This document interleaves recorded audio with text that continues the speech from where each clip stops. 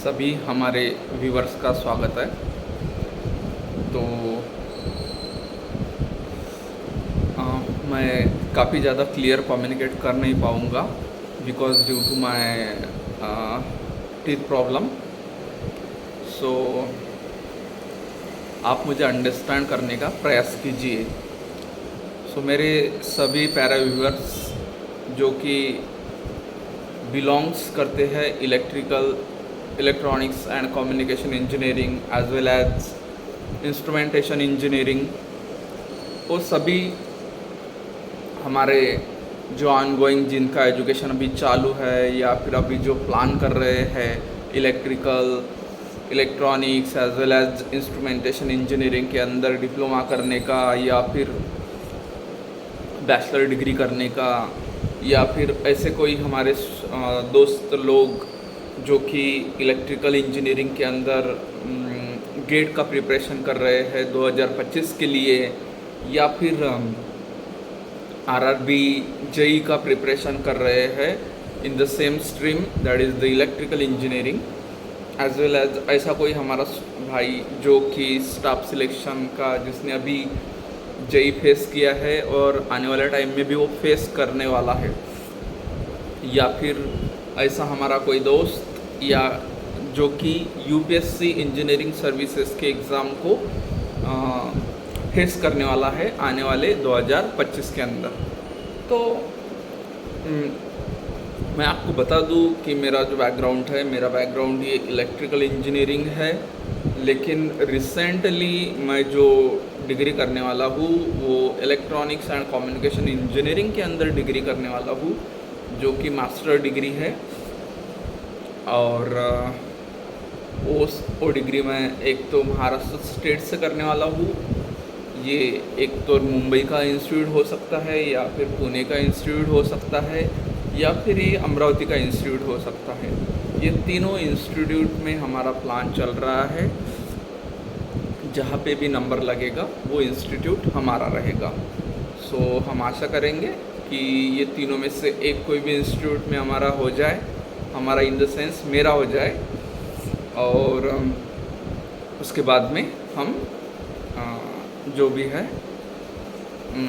जैसे कि offline classes हम स्टार्ट करने वाले हैं in the city of Maharashtra, in the city of Amravati located in Maharashtra. या फिर हो सकता है कि अगर मेरा एडमिशन ये बॉम्बे में हो जाए VJTI वीर माता जिजाबाई टेक्नोलॉजिकल इंस्टीट्यूट, तो अपने क्लासेस जो ऑफलाइन है वो बॉम्बे में चालू होंगे। या फिर हो सकता है COEP टेक्नोलॉजिकल यूनिवर्सिटी पुणे, अगर यहाँ पे मेरा एडमिशन हो गया तो हम हमारे जो ऑफलाइन क्लासेस है वो पुणे के अंदर चालू करेंगे। इट इज़ डिपेंड ऑन कि मेरा एडमिशन कहाँ पे होता है फॉर द MTech प्रोग्राम। सो अभी जो भी हमारे ऑनगोइंग अभी एकेडमिक ईयर है 2024-25 के लिए, उन सभी में मेरे जो डिप्लोमा स्टूडेंट है उनके लिए कुछ बातें मैं रखना चाहूँगा जो कि उनके लिए काफ़ी ज़्यादा बेनिफिशियल और हेल्पफुल रहने वाली है। सो देखिए, जब भी हम स्ट्रीम सिलेक्शन करते हैं तो एक तो हमारे मोस्ट ऑफ द केसेस में क्या होता है कि मिल गई इसलिए ले लिया, ठीक है। हमें पता नहीं है कि हमें क्या करना है, या फिर हमें किसी ने बता दिया कि ओ मैकेनिकल करना है तो मैकेनिकल में ले लिया, ओ मुझे सिविल करना है तो सिविल में ले लिया। तो इसके लिए सबसे इम्पोर्टेंट बात यह है कि हमें कोई एक और दो पैरामीटर्स हमें कौन सा ब्रांच लेना चाहिए ये डिसाइड नहीं कर सकता। इसके लिए मल्टीपल पैरामीटर्स रहेंगे जो कि उसके लिए रिस्पॉन्सिबल रहेगा। फॉर एग्ज़ाम्पल, अगर आपको इलेक्ट्रिकल लेना है तो आपको इलेक्ट्रिकल क्यों लेना है, उसकी क्या बेसिक रिक्वायरमेंट रहेंगी और उसका क्या फ्यूचर स्कोप रहेगा, ये तीनों फैक्टर बहुत इम्पॉर्टेंट है, ठीक है। मुझे ये क्यों लेना है तो उसके लिए मुझे फंडामेंटल रिक्वायरमेंट क्या है और वो मैं अभी फुलफ़िल कर पा रहा हूँ क्या, और अगर मैं ये फुल कर पा रहा हूँ तो इसका मुझे फ्यूचर में किस प्रकार मेरा जॉब में या फिर मेरे करियर में इसका एडवांटेज मुझे होने वाला है। तो दोस्तों मैं आपको बता दूँ, जो भी पॉलिटेक्निक एजुकेशन या फिर डिप्लोमा इंजीनियरिंग का लेते हैं स्टूडेंट, उनके पास दो ऑप्शन रहते हैं। फर्स्ट वन इज़ वो उस इंजीनियरिंग डिप्लोमा पे हायर एजुकेशन ले, जैसे कि बैचलर ऑफ इंजीनियरिंग। और जो बैचलर ऑफ इंजीनियरिंग 3 साल की रहती है वो ओनली एंड ओनली जो इलेक्ट्रिकल इंजीनियरिंग का जो डिप्लोमा जिन्होंने कंप्लीट किया रहता है उनके लिए ओनली एंड ओनली 3 साल के लिए वो एजुकेशन रहता है। सो मतलब आपको वहाँ पे 1 साल ये हो जाएगा, माइनस हो जाएगा। अगर आप ITR करके, अगर 2 साल ITR करके अगर आप डिप्लोमा करना चाहते हैं तो आपको डायरेक्ट सेकंड ईयर एडमिशन मिल जाती है। मतलब आपका डिप्लोमा में भी 1 साल बच रहा है और सेम वे से आपका इंजीनियरिंग में भी 1 ईयर बच रहा है, जो कि आपको आफ्टर द डिप्लोमा आपको डायरेक्ट सेकंड ईयर एडमिशन मिल जाता है बैचलर ऑफ इंजीनियरिंग के अंदर, बीटेक के अंदर या फिर BE के अंदर या फिर बीटेक के अंदर। तो सवाल वही आता है कि हम स्ट्रीम सिलेक्शन कैसा करें। तो ये डिपेंड करता है आपकी स्ट्रेंथ क्या है, आपका पैशन क्या है। उसके बाद में आपने टेंथ में किस सब्जेक्ट को ज़्यादा वैल्यू दिया था, आपके मार्कशीट के ऊपर से वो आइडेंटिफाई हो जाएगा। बट मैं आपको ये बोल दूँ कि कोई भी प्रीवियस एजुकेशनल डाटा ये कभी भी प्रूव नहीं कर पाएगा कि वो कैंडिडेट प्रेजेंट टाइम में अगर उसका पास्ट में उसका परफॉर्मेंस डाउन या टू मच डाउन भी रहा है तो भी वो पास्ट वाला पुअर परफॉर्मेंस ये प्रूफ नहीं कर पाएगा कि वो कैंडिडेट या फिर वो स्टूडेंट उसके प्रेजेंट में या उसके आने वाले फ्यूचर में कुछ एक्सलेंट या फिर कुछ आउटस्टैंडिंग कर नहीं पाएगा। ये वो जो प्रीवियस और या हम बोल सकते हैं पास्ट वाले जो मार्कशीट है वो ये कभी भी वो प्रूफ नहीं कर सकती। हाँ, अगर आपके परसेंटेज काफ़ी अच्छे हैं प्रीवियस ईयर में या फिर पास्ट में, तो इसका एक हम बोल सकते हैं कि उसका एक रिकॉर्ड हो जाता है कि नहीं, ये स्टूडेंट ने लास्ट टाइम या फिर हिस्ट्री के अंदर यानी पास्ट प्रीवियस सेशन के अंदर इसने पढ़ाई की थी और प्रॉपर वे से सभी बातें मैनेज करके इसने इतना स्कोर अचीव किया है। तो देखिए, अगर बात डिप्लोमा इंजीनियरिंग की है तो उसके अंदर मैं आपको बता दूं कि क्या सीनियरो है और क्या मार्केट पोजीशन के हिसाब से हमें क्या लेना चाहिए। अब ये आपको कोई नहीं बता सकता कि आपने क्या लेना चाहिए, सिर्फ आपको जो मेरा एक्सपीरियंस है वो मैं आपके साथ शेयर कर रहा हूँ। ये किसी भी बच्चे पे प्रैक्टिकली अप्लीकेबल नहीं है। हाँ, आपको ऑप्शन सिलेक्ट करने में मेरा जो इन्फॉर्मेशन है उसका इनडायरेक्टली वे से थोड़ा बहुत हेल्प हो सकता है। बट मैं यहाँ पे क्लियर कर दूँ कि मेरा गाइडेंस ये इसकी लेवल इतनी नहीं है कि मैं आपको ये गाइड कर पाऊँ कि आपने क्या लेना चाहिए। हाँ, मैं डिफरेंस बता सकता हूँ कि क्या बेटर और क्या नॉन बेटर। हाँ, और एक बात, हमारे डिप्लोमा के अंदर जितने भी ब्रांचेस हैं उन सभी का अपना अपना एक इंडिविजुअल इम्पोर्टेंस है।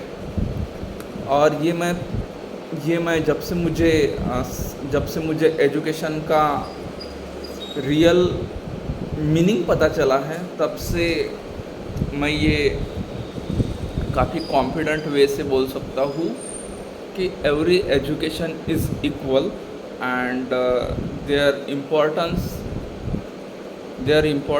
Is equal in our society, क्योंकि ऐसा कोई एजुकेशन नहीं है जो मानव हित के लिए बना नहीं है। सभी एजुकेशन मानव हित के लिए बने हैं, सो दैट कोई एजुकेशन बुरा नहीं हो सकता। अगर जो इंसान ने इंसानों के लिए अच्छा एम आगे रख कर बनाया है, तो कोई एजुकेशन ये रॉन्ग नहीं हो सकता, कोई एजुकेशन ये हम बोल सकते हैं कम या बड़ा नहीं हो सकता। हाँ, तो कंडीशन इज़ कि वो एजुकेशन प्रोवाइड करने वाला फर्म, वो एजुकेशन प्रोवाइड करने वाला जो भी कोई मीडियम है, वो 100% वेरीफाइड होना चाहिए। This is the condition. So अभी 3 कोर ब्रांचेस हैं, जो कि इलेक्ट्रिकल, सिविल, मैकेनिकल, ठीक है। अगर हम बात की जाए कि सबसे पहले कौन सी ब्रांच आई थी, तो डेफिनेटली सबसे पहले तो सिविल आई थी, उसके बाद में मैकेनिकल आई, उसके बाद में इलेक्ट्रिकल आई, ठीक है। क्योंकि सबसे पहले तो घर बनना शुरू हुए, उसके बाद में फिर मैकेनिकल थिंग्स इंट्रोड्यूस हुए, और after this 2 branches electrical will be present in market. So अभी ये तीनों स्ट्रीम जो है, तीनों स्ट्रीम की जो अपने अपने रिक्वायरमेंट है, अपने अपने स्पेशलिटी है, ठीक है। अगर बात की जाए कि अगर मैं इलेक्ट्रिकल स्ट्रीम का हूँ, इसलिए मैं इलेक्ट्रिकल स्ट्रीम की काफ़ी ज़्यादा ये नहीं करूँगा, तारीफ़ नहीं करूँगा, बट मैं आपको ये कहना चाहूँगा कि इलेक्ट्रिकल एक ऐसी ब्रांच है जो कि opposite to the market position चलती है, ठीक है। जैसे कि अभी आप मुझे बताइए कि कुछ पैंडेमिक, जैसे कि अभी 2020 का जो पैंडेमिक आया था, उसके अंदर most of the industrial activity as well as most of the commercial activities stop हो गई थी। तो उस कंडीशन में जो मैकेनिकल एज वेल एज जो सिविल के जो ब्रांचेस थे, उनको कहीं ना कहीं ब्रेक लग गया था, ठीक है। मतलब वो प्रॉब्लम में चले गए थे, क्योंकि पैंडेमिक के टाइम में कुछ टाइम ऐसा भी आया था कि आपको ना सिविल वर्क करने की इजाज़त थी, ना ही मैकेनिकल वर्क करने की इजाज़त थी। तो उस टाइम में ऑलमोस्ट सभी एक्टिविटी क्लोज थी, एक एक्टिविटी छोड़ के, जो कि थी पावर जनरेशन। मीन्स मैं ये आपको बता दूँ कि जो अभी के जो करंट एज में जो अभी पावर की जो रिक्वायरमेंट है, हम ये इसको फंडामेंटल रिक्वायरमेंट में इंक्लूड कर चुके हैं। मीन्स अगर 3 फंडामेंटल नीड है, अन्न, वस्त्र, निवारा, तो ये निवारा के अंदर जो पावर की जो रिक्वायरमेंट है, वो उसने खुद जगह ले ली है फंडामेंटल थिंग की।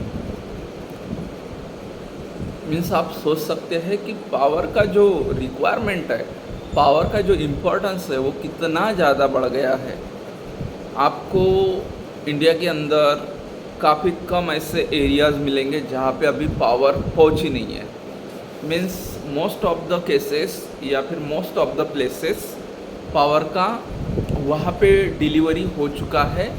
पावर अक्रॉस द नेशन हम बोल सकते हैं, थोड़ा कुछ एरिया को छोड़ के मोस्ट ऑफ द एरिया में पावर का जो डिलीवरी है वो हो चुका है, और everywhere power can be use और utilise by the end user. So अभी इलेक्ट्रिकल के अंदर अगर कोई रिसेशन आ भी जाता है मार्केट के अंदर, तो उस कंडीशन में जो हमारे स्ट्रीम का जो ग्राफ है, जो कि इन अ नॉर्मल मार्केट कंडीशन, जो कि थोड़ा बहुत ग्रेजुअली अप और अप होते रहता है, तो उस कंडीशन में अगर रिसेशन आ गया या फिर कोई पैंडेमिक क्रिएट हो गया, तो उस कंडीशन में हमारा ये जो ग्रोथ वाला जो ग्राफ है वो तो रुक जाएगा, लेकिन मैं आपको ये बता सकता हूँ कि इसका जो sudden downfall means countable downfall, ठीक है, ये काउंटेबल डाउनफॉल आपको देखने को नहीं मिलेगा। हाँ, ये थोड़ा बहुत गिरेगा लेकिन ये ज़्यादा भी नहीं गिरेगा। मतलब आप सोच सकते हैं कि अगर इंसान इंडस्ट्री में नहीं है तो वो घर पे रहेगा, घर में नहीं है तो अनदर प्लेस पे रहेगा, और वहाँ पे उसको पावर की रिक्वायरमेंट है, वहाँ पे उसको जो भी करंट एज में जो भी अभी मीडियम है, हम बोल सकते हैं कम्युनिकेशन मीडियम, या फिर हम बोल सकते हैं लाइफ डिवाइसेस, लाइक बहुत सारे हैं, जैसे कि आपकी सब्ज़ी बनाने के अंदर मिक्सी का इस्तेमाल करते हैं, कोई पानी गर्म करने में गीज़र का इस्तेमाल करता है। तो ये ज़्यादा से ज़्यादा बातें जो है ये आजकल लोग ज़्यादा इलेक्ट्रिसिटी पे ऑपरेट करने लगे हैं। तो मैं ये प्रमोट नहीं करूँगा कि आपने ज़्यादा गीज़र इस्तेमाल करना चाहिए, बिकॉज वो एक पावर डिवाइस है जो कि काफ़ी ज़्यादा बिजली की खपत करता है। हम प्रयास करना चाहिए हमें कि उस पानी को हमने नेचुरल जो गैस है हमारा एलपीजी, उसका इस्तेमाल करके भी हम हमारा जो पानी है वो गर्म कर सकते हैं।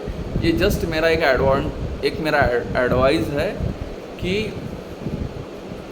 हम जो हमारा इलेक्ट्रिसिटी है according to energy law of conservation, energy nor be created nor be destroy, it can be only change one from to another from. इसलिए मैं आपको ये बात मैंने बोली कि आपने कम से कम इसका यूटिलाइजेशन करना चाहिए जहाँ पे ये काफ़ी ज़्यादा मैंडेट हो जाती है, काफ़ी ज़्यादा इम्पोर्टेंस हो जाती है, वहाँ पे इलेक्ट्रिसिटी का आपने इस्तेमाल करना चाहिए। अब बात करते हैं सिविल इंजीनियरिंग की। तो सिविल इंजीनियरिंग का जो ब्रांच है ये काफ़ी ज़्यादा कोर और वैल्यूएबल ब्रांच है। बस कंडीशन यही है कि आपको इसके अंदर भी डाउनफॉल मिल सकता है देखने के लिए as per the market condition. But अगर बात की जाए सिविल, इलेक्ट्रिकल, मैकेनिकल तीनों भी बेस्ट ब्रांच है, और इस तीनों में से एक जो इलेक्ट्रिकल वाली ब्रांच है इसके अंदर आपको कभी भी सीवियर या फिर कभी भी ज़्यादा यानी कभी भी काउंटेबल डाउनफॉल देखने के लिए नहीं मिलेगा। अगर आपने थोड़ा बहुत इसको स्टडी कर लिया तो आप देखेंगे कि जो पावर डिमांड है वो वर्ल्ड की डे बाय डे बढ़ती ही चले जाएंगी, इसका कोई लिमिट नहीं है। तो इसीलिए electrical engineering is the superior branch, हम इसको बोल सकते हैं। बट कंडीशन इज़ दैट कि इलेक्ट्रिकल इंजीनियरिंग को छोड़ के कोई भी ब्रांच कम नहीं है, ये भी मैं आपको उतना कॉन्फिडेंस से बोल सकता हूँ।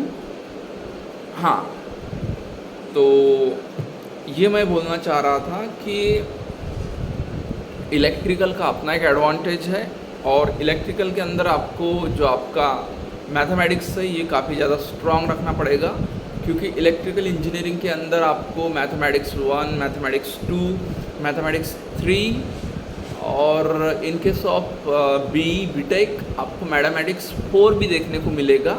इस बात का आपको ध्यान में रखना है, और आपको आपका जो मैथमेटिक्स है वो काफ़ी ज़्यादा स्ट्रॉन्ग बनाना पड़ेगा, because everywhere is the current, resistance and capacitance parameters, so that everywhere is numericals, everywhere is calculation, everywhere it's mathematical arrangement, so that कि आपको मैथमेटिक्स के अंदर काफ़ी ज़्यादा अपनी ग्रिप बनानी पड़ेंगी for achieving great marks in the stream of double. So mechanical engineering ये भी एक काफ़ी ज़्यादा प्रीमियम ब्रांच मानी जाती है। जैसे कि ये दो ब्रांच है सिविल और इलेक्ट्रिकल, उसी समान हमारी मैकेनिकल भी है।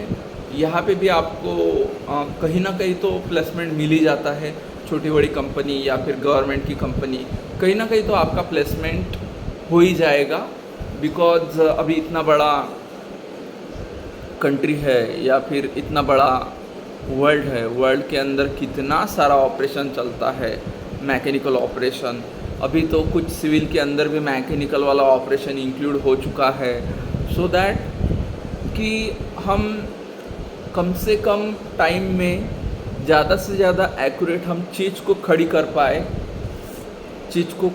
पाए। इसके वजह से सिविल के अंदर कुछ मैकेनिकल का जो इंजीनियरिंग वाला कॉन्सेप्ट है वो ऐड कर दिया है। ठीक है, मीन्स हम उस एज में जी रहे हैं जहाँ पे हमको material cutting and our system should be highly efficient. तो उस एज में हम जी रहे हैं, सो दैट मैकेनिकल भी एक काफ़ी अच्छा एक ऑप्शन हो जाता है। बट अगेन कंडीशन कि आपको ये तीनों ब्रांच के लिए आपको आपका जो परफॉर्मेंस है वो काफ़ी ज़्यादा हाई रखना पड़ेगा।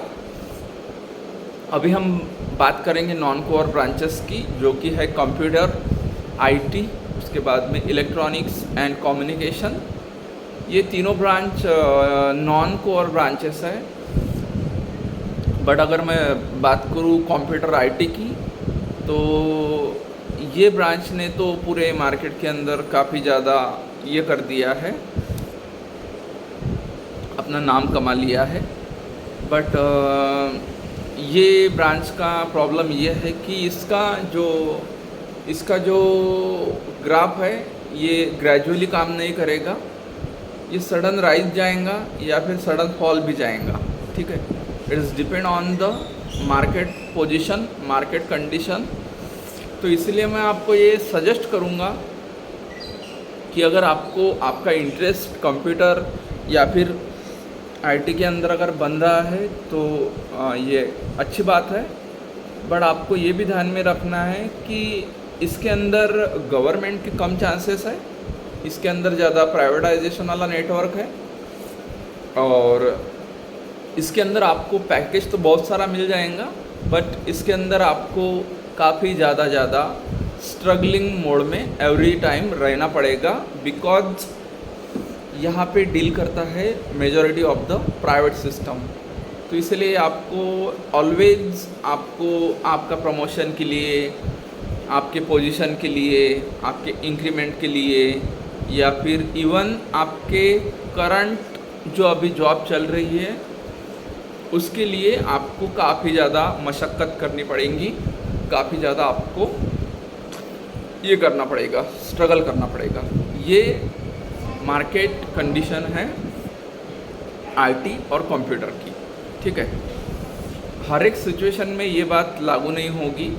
अगर मान के चलिए कोई स्टूडेंट गवर्नमेंट ऑर्गेनाइजेशन वाली जो कंपनी है, जो कि कुछ कंप्यूटर के पार्ट्स डेवलप करती है या फिर कुछ कंप्यूटर रिलेटेड एक्टिविटी को परफॉर्म करती है, तो उस कंडीशन में वो जो बच्चे हैं, वो जो स्टूडेंट है, वो सिक्योर्ड फील करेंगे एज़ कम्पेयर टू जो बच्चे प्राइवेट ऑर्गेनाइजेशन में काम करेंगे या फिर सेमी प्राइवेट बोल लीजिए या फिर सेमी गवर्नमेंट बोल लीजिए। सो अभी बात करते हैं इलेक्ट्रॉनिक्स एंड टेलीकम्युनिकेशन की।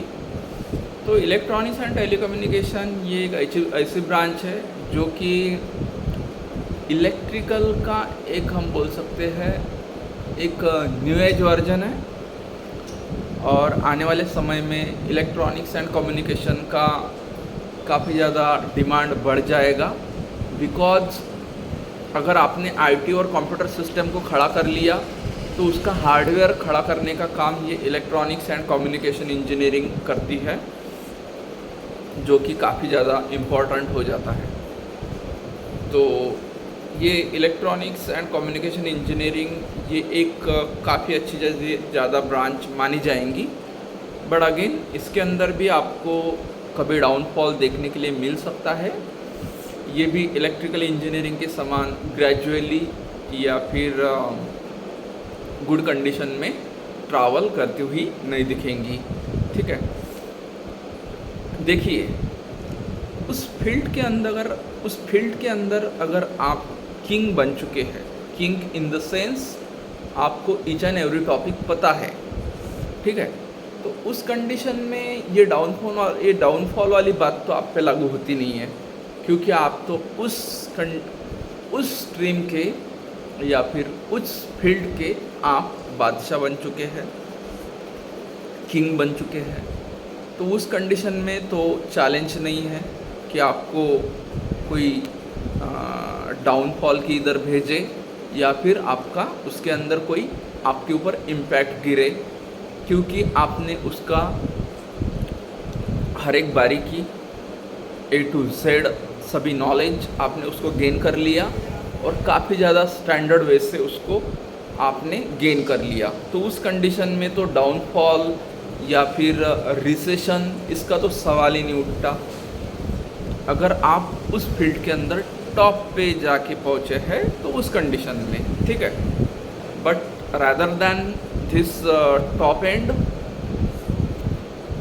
तो रेस्ट ऑफ द पीपल और रेस्ट ऑफ द कैंडिडेट इनको ये फेस करना पड़ेगा, जो कि ये मैंने जितना भी मेरा एक्सपीरियंस आपके साथ में शेयर किया, ये जहाँ तक कि मैंने इंजीनियरिंग स्ट्रीम को स्टडी किया, ये मेरा अनुमान बना है कि इस समान हमारे ब्रांचेस की कंडीशन है।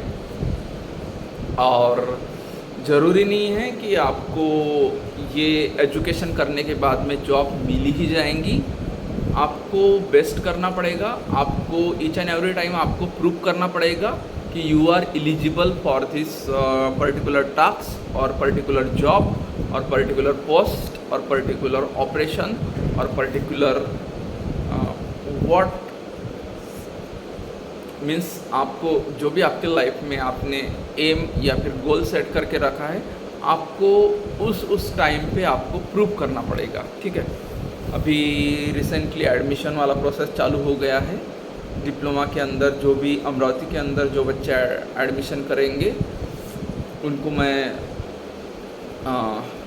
फ्री ऑफ कॉस्ट काउंसलिंग भी कर सकता हूँ, not any issue. Just you need to write a mail on nitinmanohar100@gmail.com। ये मेरा ऑफिशियल ईमेल एड्रेस है जो कि आप मुझे लिख सकते हैं और डेफिनेटली मैं आपका हेल्प करूँगा। आपको बोल सकते हैं थोड़ा बेसिक जो गाइडेंस की रिक्वायरमेंट है उसको मैं डेफिनेटली आपको देने का प्रयास करूँगा। तो अभी के लिए हम रुकते हैं। मैं था आपका दोस्त नितिन W मनोहर और हमारी एकेडमी है नितिन मनोहर एकेडमी edu. जो कि महाराष्ट्र स्टेट के अंदर है। और अभी के लिए हम रुकेंगे, जल्दी मिलेंगे हम हमारे नेक्स्ट कंटेंट में। तो और एक जाते जाते मैं आपको एक मैसेज दे देना चाहता हूँ कि जो भी बच्चे 2025 गेट के लिए प्रिपरेशन कर रहे हैं उनके लिए मैं फ्री ऑफ कॉस्ट कंसल्टेशन करना चाहूँगा। और जिन बच्चों को गेट 2025 इलेक्ट्रिकल, उसके बाद में electronics and communication as well as instrumentation के अंदर जिस किसी को अगर स्टैंडर्ड बुक लिस्ट की रिक्वायरमेंट है तो बच्चा मुझे कांटेक्ट करे, मेल लिखे, उसके बाद में वो मैं जो लिस्ट है वो उस मेल में उसको अटैच कर दूंगा, सो दैट कि वो उसके लिए स्टैंडर्ड बुक परचेस कर पाए। और अगर बात की जाए ये डिजिटल प्लेटफॉर्म की, तो देखिए डिजिटल प्लेटफॉर्म एक अच्छा ऑप्शन है। बट अगर मैं बात करूँ क्या आपने काफ़ी ज़्यादा डिजिटल प्लेटफॉर्म के ऊपर डिपेंड रहना चाहिए, तो मेरा रिकमेंडेशन है कि बिल्कुल नहीं। आपको डिजिटल प्लेटफॉर्म का इस्तेमाल उतना ही करना चाहिए जितना कि आपको सच में उसकी नीड है, ठीक है। मीन्स मैं डिजिटल प्लेटफॉर्म को बुरा बिल्कुल नहीं कहूँगा, क्योंकि उसका एक अपना एडवांटेज है, ठीक है। लेकिन जो पेपर पेन वाला एक्शन होता है वो एक्शन किसी भी अनदर एक्शन से सबसे ज़्यादा पावरफुल एक्शन है, जो कि पेन और पेपर वाला एक्शन है, ठीक है। अगर आप कंटिन्यूस वे से पेन और पेपर से प्रैक्टिस कर रहे हैं तो नथिंग मैटर कि आपका आने वाला पेपर ये ऑनलाइन है तो आप उसके अंदर बेटर कर नहीं पाएंगे, ठीक है। तो अगर पर्टिकुलर ये मैं कॉमन वे से बोलूँ तो ये बात काफ़ी ज़्यादा सटीक लागू हो जाती है गेट 2025 को छोड़ के, क्योंकि गेट 2025 ये पेपर जो है वो 100% ऑनलाइन रहता है। तो उस कंडीशन में हमको जो ऑनलाइन कैलकुलेटर है उसका काफ़ी ज़्यादा हमको प्रैक्टिस करना पड़ता है, सो दैट कि at the time of examination हम उस टाइम काफ़ी ज़्यादा फैमिलियर, काफ़ी ज़्यादा कंफर्टनेस फील कर पाए। इसीलिए यहाँ पे गेट 2025 के एस्पिरेंट को मैं बोलना चाहूँगा कि आपको प्रैक्टिस तो ये पेन पेपर से ही करना है on rough book all numericals, but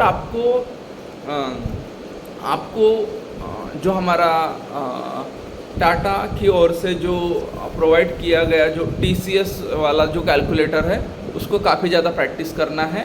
उसका जो आउटपुट है आपको दिख जाएगा, क्योंकि आफ्टर ऑल जो हमारा जो टेस्ट जो हमारा गेट जो कंडक्ट करता है वो टाटा ग्रुप ही कंडक्ट करता है।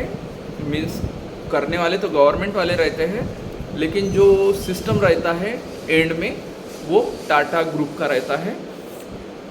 इसीलिए आपको यहाँ पे अगर आपने टाटा का अगर कैलकुलेटर इस्तेमाल कर दिया साइंटिफिक कैल्सी, तो आपको पेपर में भी सिमिलर कैल्सी आपको देखने के लिए मिलेगा।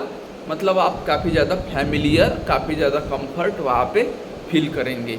तो अभी के लिए हम रुकते हैं, मिलेंगे हमारे नेक्स्ट कंटेंट में। ओके, आपने वीडियो देखा उसके लिए आपका काफ़ी ज़्यादा शुक्रिया, धन्यवाद।